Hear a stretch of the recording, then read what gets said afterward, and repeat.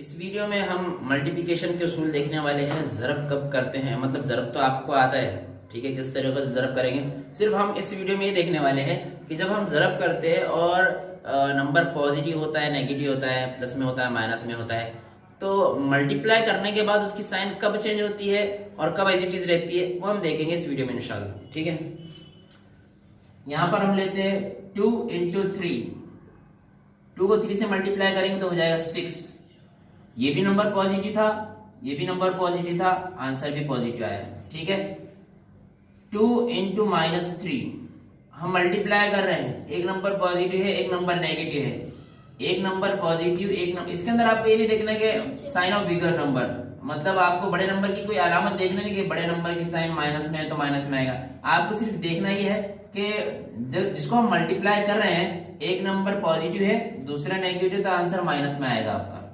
2 into 3 6 ही होगा, लेकिन -6 दोनों पॉजिटिव है, आंसर पॉजिटिव, एक नेगेटिव एक पॉजिटिव, आंसर माइनस में आएगा।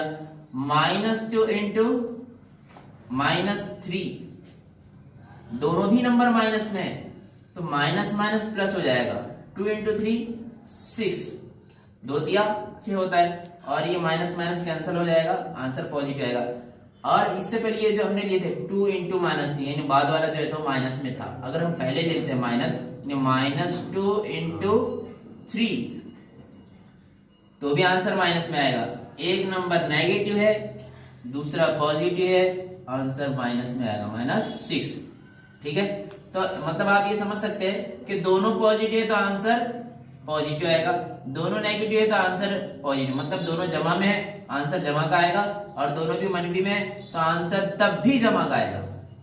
समझ रहे आप, दोनों पॉजिटिव आंसर पॉजिटिव, दोनों नेगेटिव आंसर तब भी पॉजिटिव। सिर्फ एक प्लस का एक माइनस का रहा तो आंसर माइनस में, चाहे पहला वाला नंबर पॉजिटिव नेगेटिव रहो या बाद वाला नंबर नेगेटिव रहो, दोनों में से एक नेगेटिव हो गया तो आंसर माइनस में आएगा। ये आपने समझ लेना है। ठीक है, आज की वीडियो इतना काफी है।